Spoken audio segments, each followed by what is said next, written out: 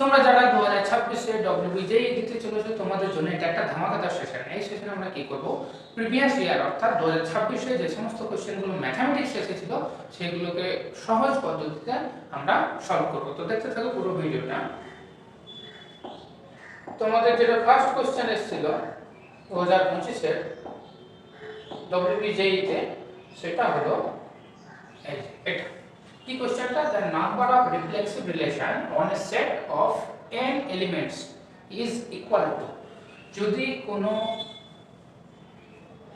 সেটে n টা element থাকে তাহলে রিফ্লেক্সিভ রিলেশনে কতগুলো এলিমেন্ট আছে, অর্থাৎ নাম্বার অফ রিফ্লেক্সিভ রিলেশনস, কতগুলো রিফ্লেক্সিভ রিলেশন হবে।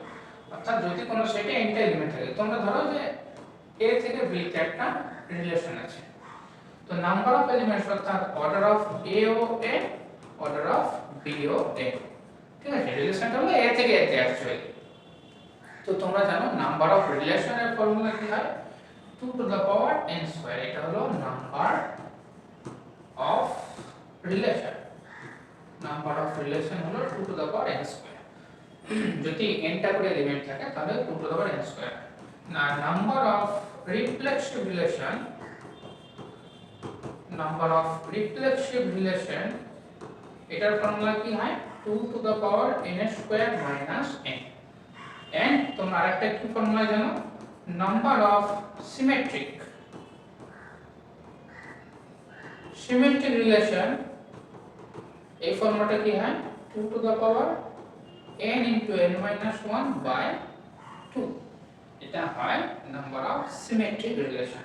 তো এই তিনটা ফর্মুলা তোমাদের মনে রাখতে হবে, যে কোনো ফর্মুলা চলে আসতে পারে পরীক্ষায়, বা যে কোনো ফর্মুলা ইউজ করে কোনো প্রবলেমও আসতে পারে। সেক্ষেত্রে আমাদের অ্যানসার হলো 2 to the power n square minus n, অর্থাৎ 2 টু দ্য পাওয়ার n টা যদি কমন দিই n মাইনাস 1, অর্থাৎ আমাদের option number C, option number C টা হলো কারেক্ট অপশন। বোঝা গেছে? এই তিনটা ফর্মুলা একটু ফর্মুলা আকারে মনে রাখবে। সো চলো আমরা নেক্সট প্রবলেমে যাই।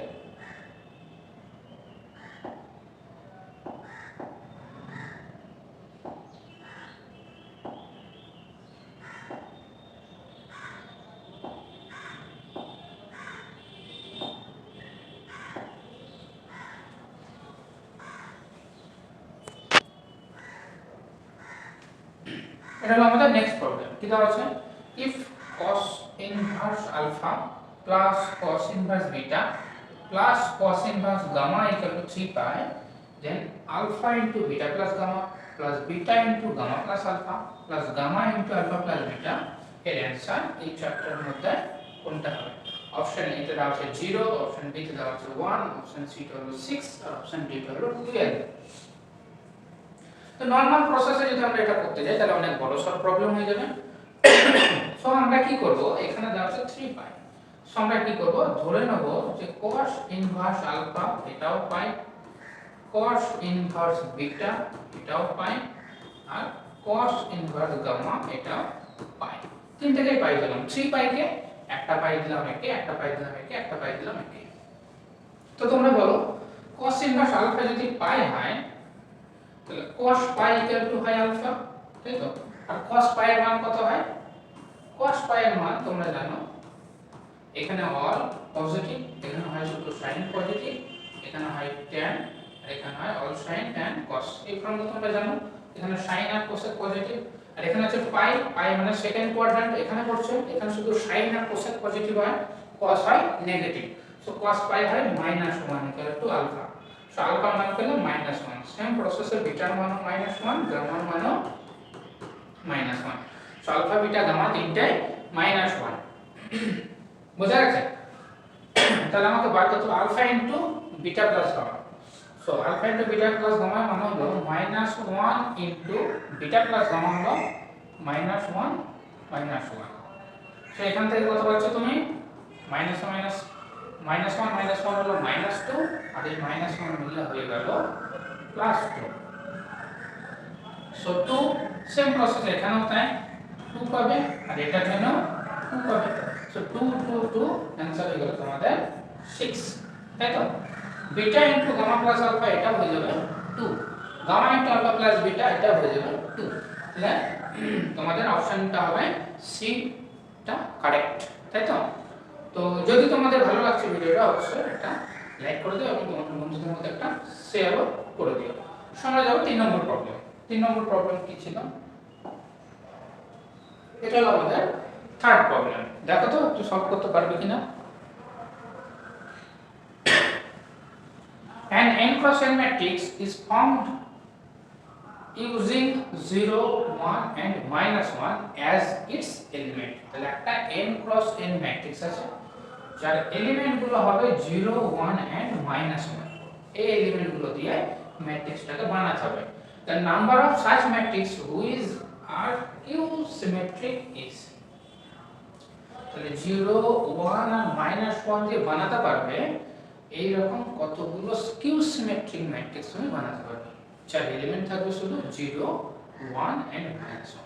এরকম n ক্রস n ম্যাট্রিক্স বানাতে পারবে। আমি n ক্রস n ম্যাট্রিক্স বানাতে আমি ধরলাম যে একটা 3 cross 3 matrix.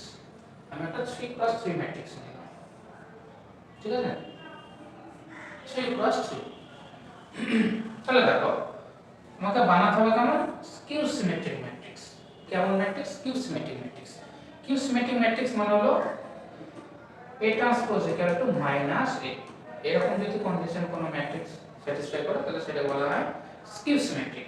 R A transpose = যদি A হয়ে যায় তাহলে এটা বলা হয় সিমেট্রিক ম্যাট্রিক্স। তাহলে এখানে আমার দরকার স্কিউ সিমেট্রিক ম্যাট্রিক্স। আমরা জানি স্কিউ সিমেট্রিক ম্যাট্রিক্সের ডায়াগোনাল এলিমেন্ট সব 0 হয়। ডায়াগোনাল এলিমেন্ট কেমন হয়? 0। এটাও 0, এটাও 0, এটাও 0। আর ডায়াগোনাল এলিমেন্ট গুলো বাদে বাকি এলিমেন্ট গুলো কেমন হয়? কেমন হবে না এখানে যদি 1 হয় তাহলে এই এলিমেন্টের পজিশন কি? এলিমেন্টের পজিশন হলো 2 নম্বর রো 1 নম্বর কলাম। সো 2 1 এলিমেন্টের পজিশন হলো 2 1। তাহলে 1 2 তে একটি ওই এলিমেন্টে বসবে সাথে শুধু একটা মাইনাস লাগবে। সো এখানে বসবে দেখো না -1, তাই তো? সো এখানে যদি আমি 1 দিই তাহলে এখানে তো আমাদের 1 বা এখানে দিতে হবে ঠিক উল্টো। এখানে যদি দিই 1 এখানে তার আমাকে -1। এটা হলো তোমাদের একটা স্কিউ সিমেট্রিক ম্যাট্রিক্সের উদাহরণ। জাস্ট উদাহরণ নিলাম, এমনি কোনো স্পেসিফিক স্কিউ সিমেট্রিক ম্যাট্রিক্স নয়, জাস্ট একটা एग्जांपल। কি জানো তোমরা স্কিউ সিমেট্রিক ম্যাট্রিক্সের উপরে ডায়াগোনাল এলিমেন্টগুলো সব 0 থাকে আর ডায়াগোনালের ঠিক এই পাশে যে এলিমেন্টগুলো থাকে যদি এখানে আমি i না ভাবি তাহলে এই পাশের এলিমেন্টগুলো সেম হবে, শুধু একটা করে মাইনাস অ্যাড হবে। এই পাশে যে এলিমেন্ট থাকবে তার মাইনাস থাকবে এই পাশে, বা এই পাশে যে এলিমেন্ট থাকবে তার মাইনাস গুলো থাকবে এখানে। এটা হলো একটা স্কিউ সিমেট্রিক ম্যাট্রিক্স, তাই তো? স্কিউ সিমেট্রিক ম্যাট্রিক্সের টোটাল এলিমেন্ট কতগুলো থাকে? যে কোনো ম্যাট্রিক্স এটি যদি n ক্রস n ম্যাট্রিক্স হয় তাহলে টোটাল এলিমেন্ট থাকে n * n টা। তাহলে 3 ক্রস 3 তে টোটাল এলিমেন্ট আছে 3 * 3। কতগুলো এলিমেন্ট আছে এখানে? 9টা। টোটাল এলিমেন্ট আছে 9টা। অর্থাৎ টোটাল এলিমেন্ট হলো n স্কয়ার রেসপেক্ট করলে n অর্ডার যদি হয় তাহলে n অর্ডার রেসপেক্ট হয় n স্কয়ার। তার মধ্যে দেখো তিনটে এলিমেন্ট 0। তাহলে এই তিনটে এলিমেন্ট অর্থাৎ ডায়াগোনাল বরাবর যে এলিমেন্টগুলো আছে এই তিনটে এলিমেন্টের ক্ষেত্রে তোমার কাছে কোনো চয়েসই নাই। হ্যাঁ, এটা তো 0 ফিক্সড একটাই চয়েস। তাহলে n ক্রস n ম্যাট্রিক্সের ক্ষেত্রে n টা এলিমেন্টের জন্য চয়েস একটা। তাহলে এখানে তো 0 বসবে, তাহলে এই এলিমেন্টগুলোর জন্য এক্সট্রা কোনো ম্যাট্রিক্স পাওয়া যাবে না। সো এইগুলো যেহেতু কোনো ভ্যারিয়েশন নাই তাই এখানে দিলাম -n। তাহলে এই n স্কয়ার n এতগুলো এলিমেন্টের জন্য এবার তুমি কি পাচ্ছ? ভ্যারিয়েশন পাচ্ছ। n স্কয়ার n এতগুলো এলিমেন্টের জন্য। এতগুলো এলিমেন্টের মধ্যে আবার তোমরা জানো যে নিচের দিকে যে তিনজন আছে নিচের দিকে তিনজনের ঠিক উল্টো সাইন বিশিষ্ট এই তিনজন হয়, বা উপর দিকের তিনজনের ঠিক উল্টো সাইন বিশিষ্ট এই তিনজন হয়। তাহলে অ্যাকচুয়ালি তাহলে আমি যদি ধরি এই তিনজন র্যান্ডমলি আমি নেব এই তিনজনকে, তাহলে এই তিনজনের জন্য চয়েস থাকবে একটাই, না এদেরকে জানাবো তার ঠিক নেগেটিভ সাইন বিশিষ্ট এরা। তাহলে এদের জন্য চয়েস হলো একটাই, তাই না? আর এদের জন্য চয়েস কতগুলো আছে? এরা হলো তিনটে এলিমেন্ট, তাই তো? তার মানে টোটাল n স্কয়ার এলিমেন্টগুলোর মধ্যে এই তিনটে বাদ দিলে যতগুলো পড়ে থাকছে তার অর্ধেক সংখ্যক এলিমেন্ট, এটা বাই 2 নিলে অর্ধেক সংখ্যক এলিমেন্ট পাবো। সেই অর্ধেক সংখ্যক এলিমেন্টের জন্য আমরা ভেরিয়েশনটা পাচ্ছি, তাই না? এখানে ভেরিয়েশন পাচ্ছি টোটাল 3টে এলিমেন্টের। যদি আমরা এইভাবে করি তাহলে 2 × 3 স্কয়ার,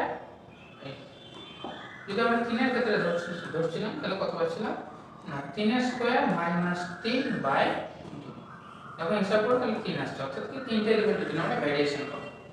তো 3টে এলিমেন্টের জন্য আমার টোটাল চয়েস কতগুলো, এক একটা এলিমেন্টের জন্য চয়েস, এই তিনজনকে আমি চার পাশে বসাতে পারি। আমার দেওয়া আছে 0 1 আর -1, এই তিনজনের মধ্যে আমি এক একটা এলিমেন্টের জায়গায় যেটা খুঁজে সেটাই বসাতে পারি। মানে প্রত্যেকটা এলিমেন্টের জন্য চয়েস 3টে করে, ঠিক আছে? তাহলে এত সংখ্যক এলিমেন্টের জন্য চয়েস কত হবে 3 টু দ্য পাওয়ার এটা। তোমরা প্রবাবিলিটিতে করেছো বা বিন্যাসে করেছো যে টোটাল এলিমেন্টগুলো হলো এতগুলো, এক একজনের জন্য যদি 3টে করে চয়েস থাকে 3 টু দ্য পাওয়ার এতগুলো চয়েস। আর এই এলিমেন্টগুলোর জন্য তো ঠিক এর বিপরীত সাইন বিশিষ্ট চয়েস, এর জন্য এক্সট্রা কোনো চয়েস নেই। তাহলে তুমি টোটাল কতগুলো ডিফারেন্ট সিমেট্রিক ম্যাট্রিক্স পাবে, স্কিউ সিমেট্রিক, সেটা হলো এতগুলো, তাই না? এতগুলো number of skew symmetric matrix পাবে। তার মানে তোমার অ্যানসার হয়ে গেল অপশন নাম্বার ডি। এখানে দেওয়া আছে 3 to the power n square minus n by 2।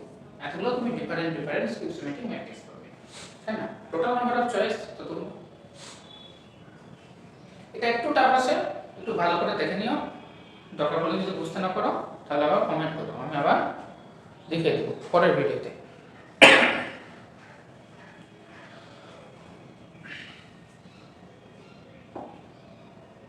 আমাদের নেক্সট প্রবলেম এটা আছে if a b c are three positive real number each distinct from unity, প্রত্যেকটা ইউনিটি থেকে আলাদা, then a determinant এর ভ্যালু কত হবে? a determinant এর ভ্যালু কত হবে? দেখো এটার ক্ষেত্রে তোমাদেরকে কি দেওয়া আছে, অপশনটা দেওয়া আছে। আচ্ছা, তোমরা এই সাইডটাতে করো এই প্রবলেমটা।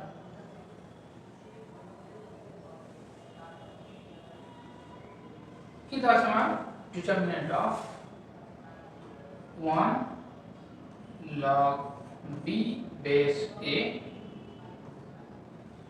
log c base a, এখানে দেওয়া আছে log b log a base b 1 log c base b, আর দেওয়া আছে কি log c log a base c log b base c 1, এটা আমার দেওয়া আছে। তো আমি কি করব, দেখো এটাকে আমি করব কি, তোমরা জানো যে এই ফর্মুলাটা তোমরা শিখেছো যে log a base b, এটা মানে হলো log a by log b, আমরা এই ফর্মুলাটা ইউজ করব। তাহলে এখানে পাবে তুমি 1 log b by log a log c by log a, same formula use করব log a by log b 1 log c by log b log a by log c log b by log c, এখানে পাবে, ঠিক আছে? এবার আমি কি করব, এই যে ফার্স্ট রোটা আছে এখান থেকে 1 বাই log এটা কমন দেব, 1 বাই log এ কমন দেব। যদি এটা থেকে 1 বাই log এ কমন, এটা থেকে 1 বাই log b, এটা থেকে 1 বাই log c কমন দেব। তো এখানে 1 আছে, নিচে তো log a নাই, তো 1 এর জায়গায় আমি লিখতে পারি log a by log a, এখানে 1 এর জায়গায় লিখতে পারি log b by log b, এখানে 1 এর জায়গায় লিখতে পারি log c by log c। তাহলে প্রথমটার থেকে দিলাম কমন 1 বাই log a, দ্বিতীয়টাতে দিলাম 1 বাই log b, তৃতীয়টাতে দিলাম 1 বাই log c। এগুলো যদি কমন দিয়ে দিই তাহলে তুমি এটার জন্য পাবে log a, এটার জন্য পাবে log b আর ওখান থেকে পাবে log c। ঠিক সেম প্রসেসে এখানে পাবে log a log b log c, এখানেও তাই log a log b log c। তাহলে দেখো এই রোতেও যা আছে এই রোতেও যা আছে এই রোতেও আছে এই রোতেও আছে। তোমরা শিখেছো ডিটারমিনেন্ট একটা প্রপার্টি, যদি দুটো আইডেন্টিক্যাল রো হয়, যদি আইডেন্টিক্যাল রো থাকে বা দুটো আইডেন্টিক্যাল কলাম থাকে, তাহলে সেক্ষেত্রে ডেট ভ্যালু হয় 0, সেক্ষেত্রে ডেট ভ্যালু হয় 0। তাহলে যেহেতু দুটো আইডেন্টিক্যাল রো পেলাম আমি, তাহলে ডেট ভ্যালু হবে 0। অপশন নাম্বার বি টা হবে আমাদের কারেক্ট অপশন। আশা করি বুঝতে পেরেছো। জাস্ট ফর্মুলা লাগিয়েছি একটা লগে, যে লগ a বেস b মানে হলো log a by log b। এখানে বেশি কিছু নেই, মানে বেশি ই আছে। আশা করছি বুঝতে পেরেছো। আচ্ছা আমরা দেখব নেক্সট প্রবলেম।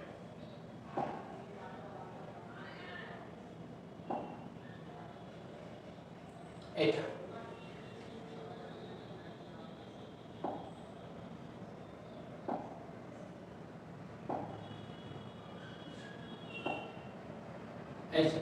এই প্রবলেমটা, এটা কি দেওয়া আছে? এগুলো সব কিন্তু 2025 সালে WBJE তে এসেছিল, WBJE তে আসা কোশ্চেন এগুলো সবগুলো।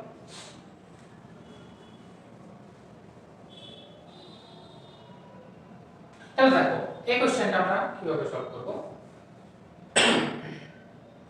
এই কোশ্চেনটা ছিল ডেট এ বার করতে, এখানে একটা মিসিং হয়ে গেছে। আচ্ছা এই কোশ্চেনটা ছিল আচ্ছা ডিটারমিনেন্ট অফ, দাঁড়াও এক মিনিট দেখুন কোশ্চেনটা।